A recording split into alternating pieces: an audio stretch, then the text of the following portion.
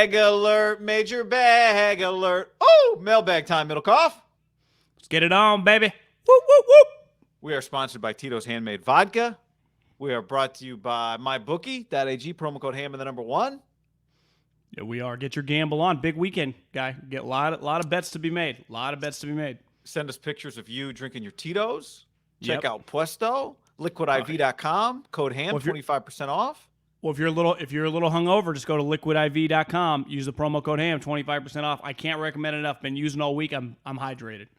Manscaped.com, code HAM, 20% off, and Indeed.com/HAM. All right, John, before we dive into this, a happy birthday to a loyal listener.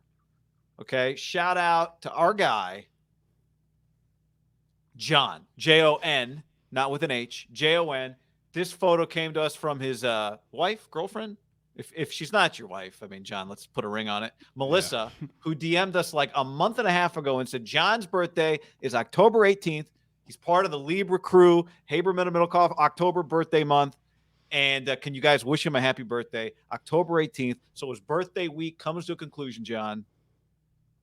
Middlecoff, happy birthday to John, no H. Happy birthday to John. He'd spell it like a former football coach, but you don't want to be compared to that guy. We'll just go with John Party. Is a name that comes to my mind. Jon, solid Jon. Yep. Looks like he's living in a nice hat, in a nice pad there too. Living well. He does good fridge, nice recessed lighting, wood floors, white countertops. Melissa sent us this photo. At first, it looks like, for those of you who are listening to the pod, he was taking a selfie, but you can see he's got his fingers crossed there. Maybe that looks like maybe pre-Super Bowl. Maybe is what that photo was, John. Well, or maybe it's just that Javon Kinlaw's knee doesn't fall off. Could be any of those. I hope this Buckner trade works out. Fingers crossed. I've been thinking. You know what's crazy? Before we get into this, everyone, especially in the first round, is so excited for their draft pick. There has never been, once you make the pick, like hell yeah. And then it could be as quickly as 4 months, could be a couple years. Half of them are like, Jesus, man, if we could we get a mulligan? Could we get a mulligan? I mean, it happens to half fast. And then there are guys like Telesco that just be like, did Jesus throw me a bone on this one? Did this really happen to me? No one has had a happier draft than Telesco. I was going to take Tua, but All right, John, here we go. Mailbag time. Here's how you do it, people. You go to iTunes. You leave us a review, 5 stars. You leave us a question. Maybe you want to tell us your favorite bar. We always love when you include that in the mailbag. Or you can hit us on Facebook as well. You ready? Yes, born ready. Here we go, John. This is from Todd. It says, did my beloved Raiders have any chance of landing Brady? That's Joe Brady. This is a coaching question. Brian Daboll, Eric Bieniemy is the next head coach. To me, Bieniemy makes the most sense. Similar offense, so Derek and crew only have to learn new verbiage. But it's time to build. But the team is built a lot like the Chiefs. Hopefully keep Gus Bradley and just move on. Also, John, what were you hearing about Mayock? What you were hearing about Mayock, could that have been Gruden looking for another scapegoat a la Gunther? Do you remember right before the season, Mayock basically admitted, if we don't win, I'm going to get fired? Yep. I had heard from people that had no, dog in the race. They weren't anti or pro Mayock. They thought he was going to get fired after the draft. It's truly hard to tell. Clearly, John, that 50-49 split, every single decision was John's. So I don't quite understand the dynamics. That you'd have to really know someone on the staff to, truly tell you what was going down. But I think he's got a pretty good chance, unless Mark Davis, for whatever reason, was down on him as well. But if he was just neutral, I don't see why, if they win and they were to make the playoffs for the last time they made the playoffs, didn't Reggie McKenzie get an extension? Mark Davis would do cartwheels to make the playoffs. So if him and Mayock are in good standing, I don't see why Mayock wouldn't get the job. I think it's way too early to know. Would they just keep this guy? Would he have to go? We got to do our due diligence. Who knows? Yeah, I think these are all good candidates. I think it is an attractive job. I think you could offer a lot of money. The question I would have is Joe Brady. It seems pretty risky. It seems risky. Daboll safe. Bieniemy safe-ish. Brady is LSU. What would you do if you were Joe Brady and LSU offered you the job, and the LSU job paid you like $9 million a year. I had read a LSU article earlier in the season when it was starting to get weird for Ed, that one thing all the people around the program knew why he left. He hated the recruiting element. Like he's like a Kyle or McVay. Yeah. He's a football nerd. He didn't like he's not very good at faking it. So they think he's got no shot of coming back.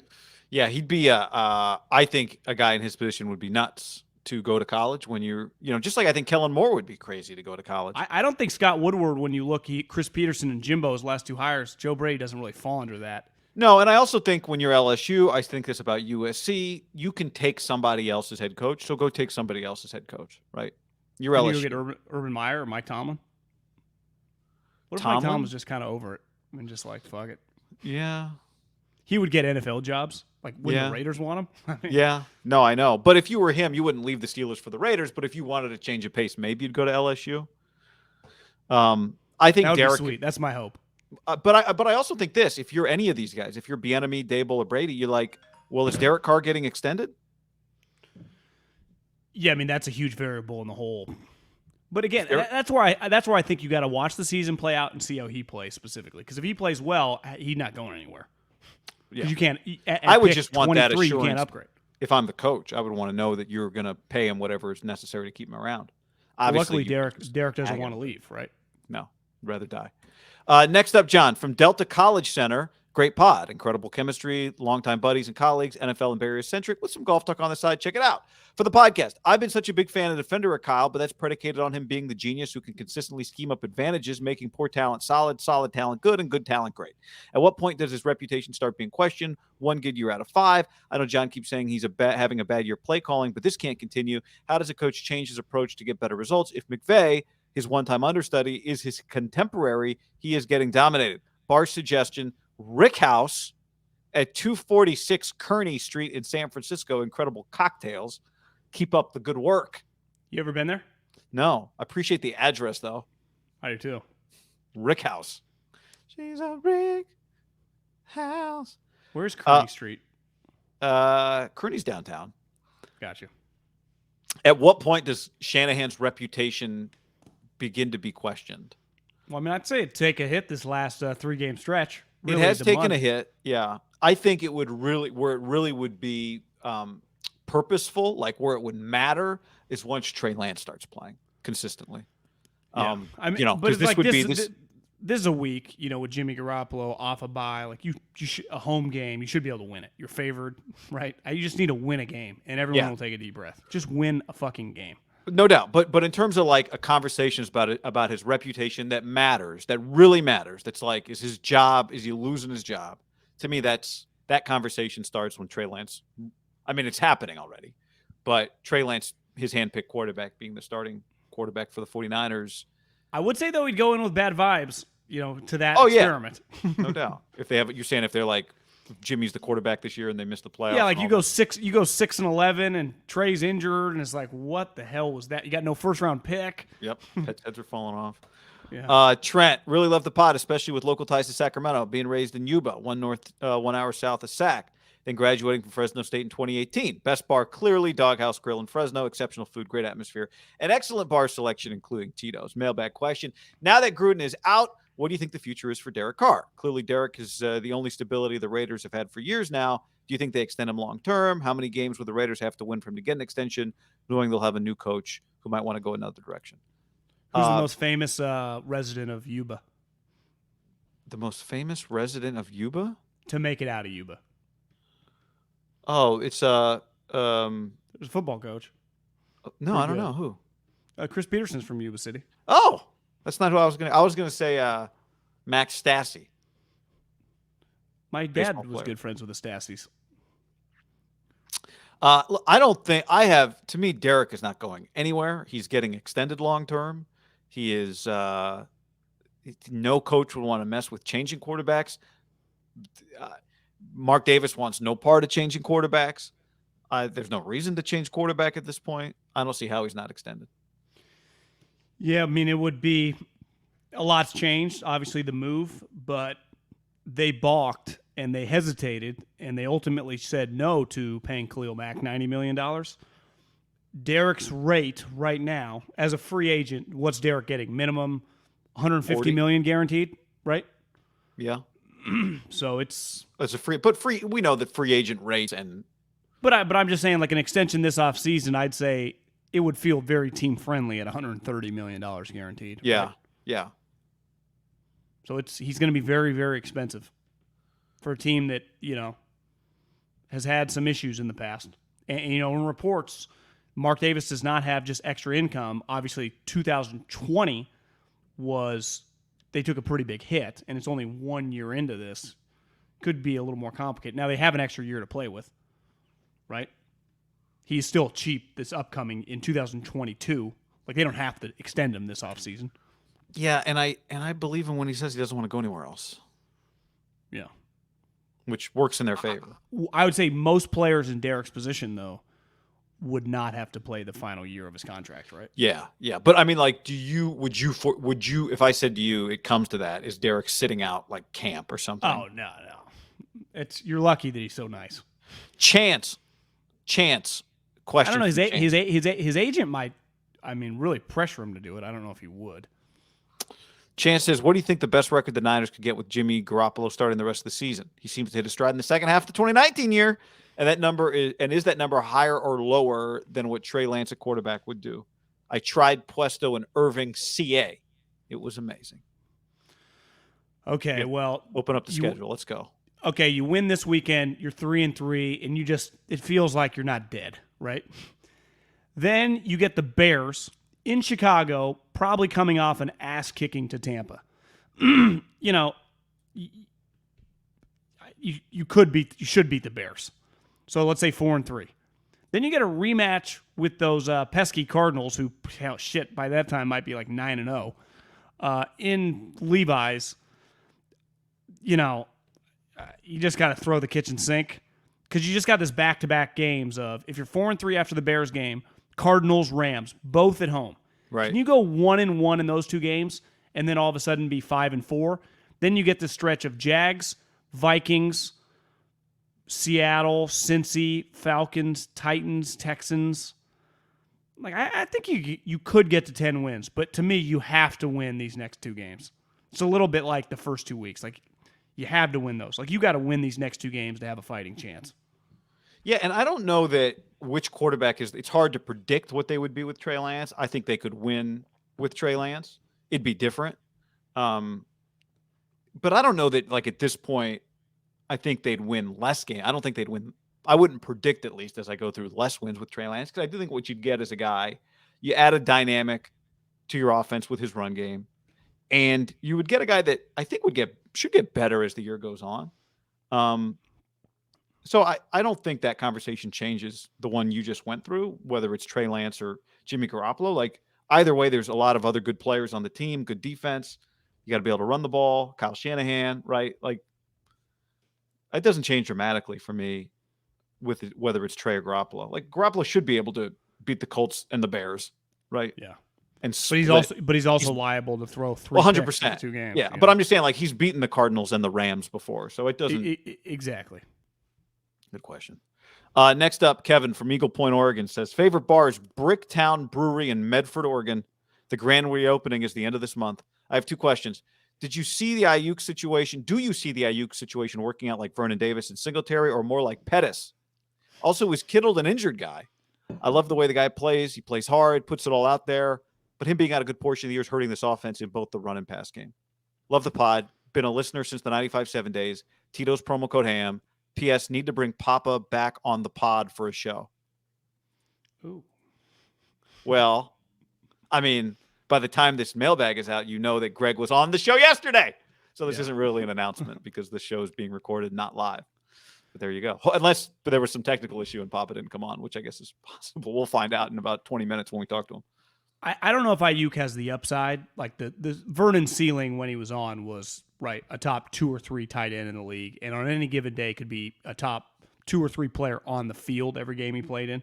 Like, once he hit his stride for a couple years, it was. I mean, he's borderline all-time unique player, right? He was a 4.3 tight end that weighed 250 pounds, could block. Now his knock, he didn't actually have great hands, but he was so fucking fast. at a time when linebackers, people forget, like, there were a lot less Fred Warners in 2010 than there are now. So, like, Yeah. he was going up against, like, 4'8", big, strong guys, and Vernon's like, whoop, flying by. But to me, Ayuk's on the Vernon side of things, not on the Pettis side of things. Based on just what we've seen production. Didn't you tweet out a couple days ago that a picture of the catch he had against Arizona, and there were 7 guys around him, and somehow he still got 14 yards? That was like a 2nd and 25. That was the ball that was very contested. You know what I'm talking about? Kind of almost like one hand, right? Like, yeah, just like just kind of grabbed it, and it was a hell of a throw by the 49ers quarterback at the time, Trey Lance. I actually do think there are probably some parallels if, we truly knew more, and they've done a really good job of not letting it out because they don't want to crush the kid. What was the knock on Vernon? Just kind of maturity and just focus and what it takes. And, I think Kyle and John have kind of the same vibe. They're just, say what you want about Singletary, that move worked, right? They didn't you just got to be a little better. No, Mike's like, go to the fucking locker room. Honestly, I think people would appreciate that. This is from AZ Steve. Always enjoy the pod, even if you are SF Bay Area centric, Arizona sports fan here. You end up talking about our rivals, but you guys still make it fun. Totally understand Middlecoff's skepticism of Cliff Kingsbury, but does the fact that the Cards dog walked, pun intended, the Browns on the road without him help or hurt your perspective? LOL. So the fact that the Browns kicked the Cardinals kicked the Browns' ass without Cliff, does that help or hurt? You don't hear dog walk that often. No. More like curb stomped, volley whopped are my two go-tos. I do like dog walk. One guy who's proven, and listen, I like this guy. I don't know him personally, but just, I saw what he did when he hired Arians. Like, this guy's proven he can land players, draft players, and build teams. Steve Keim's pretty good. Like, he has drafted a lot of impact players over the years, right? From Patrick Peterson to Buda Bakers to Byron Murphy's. Like, I just think he's good. Like, if I had to pick one, if I was an NFL owner, Kingsbury or Keim, I would pick Keim immediately. Like, I think Keim has a long track record of the pivot he made off his coach, even though that was a mistake, and he was lucky that his owner likes him a lot. But I think it speaks more like Keim, to me, is closer to being an upper echelon GM than Cliff is an upper echelon coach, though Cliff's doing a good job this year.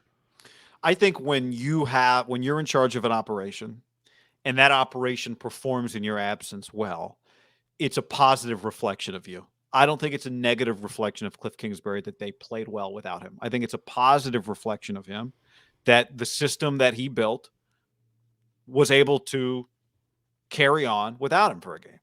When Saban's out last year and Sark looks good, is that a reflection of Sark or is it a reflection of Nick? Did Sark spend the week replacing everything that Nick did? No, it's Nick's system that is built to survive if you remove a piece. That's the best kind of system. Did you read Albert Breer's Monday Morning Quarterback this week? No. He opened up with what happened because he tested positive on like Friday afternoon. And Friday in the NFL is like after practice, it's usually right around lunch. Everyone bolts. Coaches, players, you go home, right? Because it's been a long week. Yeah. Well, he tests positive or finds out he does and realizes, I'm not going to be able to travel. So he calls his guys, Vance Joseph, who he lets him know, but he calls his offensive staff and he's like, listen, this sucks, but I'm going to need you to go back to the office and we're going to walk through some shit. It was pretty impressive. And they just kind of broke it up. And it was like, he's not an idiot. My issue with him is his offense, not like the guy or any story I've ever heard about his like credibility as a worker. It's just, I just fundamentally, and I know you do too, I'm not big on the offense. Yeah. But like the guy, I don't view Cliff Kingsbury like a Tom Sula or a Singletary. Like I think he's a sharp guy. I just don't like the offense guy. I know, but he's got a good quarterback. I can't wait for USC to change its offense, John. This one comes up. Fun Bar in Binghamton, New York is Old Union Hotel. They have the best wings. This is Luis. I'm writing this from the comfort of my American Giant shirt and my Overland slippers while rocking my Fighting Ham hat. Almost forgot my wine. I almost forgot the wine I got my girlfriend and my Tito's infusion. Okay, now the question. Do you like the Cowboys to be a favorite out of the East, aside from Tampa taking up one of those front running spots? They seem cohesive. Diggs is a great pick. Seems like a lot better place for the Cowboys than before the season. I remember the videos you guys made about them on Hard Knocks. It seemed like it was going to be a struggle. Love the podcast. You guys are blue collar podcasters. So got to give your flowers. Give us your flowers. Thanks for the content. Do you like the Cowboys to be a favorite one of the favorites out of the NFC along with Tampa? Give your take first, because I was going to find this stat. I just didn't want to screw it up. Okay. Yeah, Packers did, yeah, I do. I mean, a favorite. I think offensively they're obviously superior. They're better than I expected them to be. They're scoring more points than anybody. My question is, when it comes down to nut cutting time, John, and you're not going to be just outscoring everybody. We're talking about like winning a Super Bowl.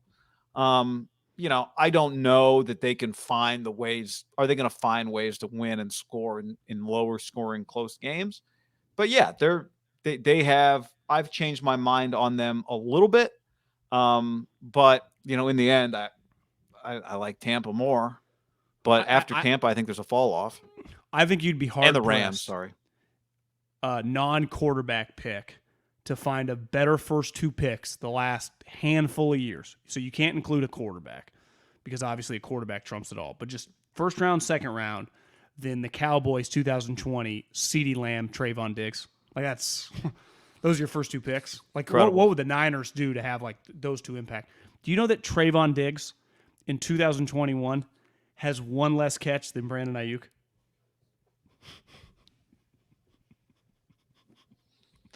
What a stat. How many? One less catch. Well, he's got 7 picks, and Ayuk has 8 catches. He also has 7 picks in mid-October. Well, he has one more touchdown than him too, because he has 2 pick sixes. So, yeah, I don't know. Well, because guy, he's had. I mean, every game he's had a pick, and one game he had 2. I mean, he's had several pick sixes. I mean, he's having. I read somewhere, maybe it was a fan DM me, was like, I think we're overrating Diggs a little bit. You check his PFF coverage numbers. He's given up some touchdowns. Well, yeah, when you could say, hey, will you take a corner that averages a pick a game and every 4 picks will get a pick 6 for a guy that gives up, a touchdown here and there? Like, yeah, I would. Yeah, I mean, they went right at him right after the pick 6 last week. But the safety would have tackled him. I didn't think, I'd have to watch it again. Maybe I'm wrong. I didn't think he went for the ball necessarily and missed like it kind of looked live action, but wow, that's a hell of a stat, John. All right, I'll tell you this guy, the NFC is shaping up. Oh yeah, what's your answer? Well, I would say I think the Cowboys are the real deal. The NFL, can you imagine the NFC storylines of Brady, Rodgers, Cowboys, Rams, and Stafford? Yeah, I mean, just the Cardinals are the smallest market, in terms of the group, but I mean, they're going to be sweet. Yeah, I mean, they are going to have some just holy moly. Yeah, you think Fox made a good decision buying the NFC rights back in '93? Okay, M. Dan says, "What's up, guys? Love the show. Appreciate all the good Niner talk. What are your opinions on Shanahan and Lynch as personnel guys? They have a more than spotty draft record, especially in the first round. Missed big on Brady. Well, I believe Lance will pan out eventually. His development timeline does not match with this roster Super Bowl window, if that even exists. Would love to hear your thoughts. Go Niners."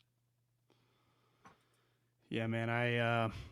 The 2020 first round is a killer because they had multiple first round picks, and like I said, one guy has less catches, one more catch than a corner. And the other guy's knee is a major problem. I saw Kyle this week was like, we just got to figure out his knees. He can become that is not, sometimes it's like, hey, we just missed on the player. It sucks. And we talk shit and fans rip you. But it's like, okay, hasn't that happened to everyone from Vince Lombardi to Bill Walsh to John Lynch? Like everyone missed on picks. But to me, when it's like, well, this guy could be good, but he's got a degenerate knee or a knee issue. Like that's just, it's like, well, it just fixed itself. Like the shitty part about Kinlaw, that's just not going away, right? That's just, it's not like next year it's like, oh, the knee's all good. He's just healthy as a horse. That's what sucks. Yeah, this whole thing hinges on Trey Lance, like the answer to this question. Because if they nailed the pick, and he turns out to be a franchise quarterback, then you look back and go, they drafted Deebo Samuel, Fred Warner, George Kittle, and the franchise quarterback.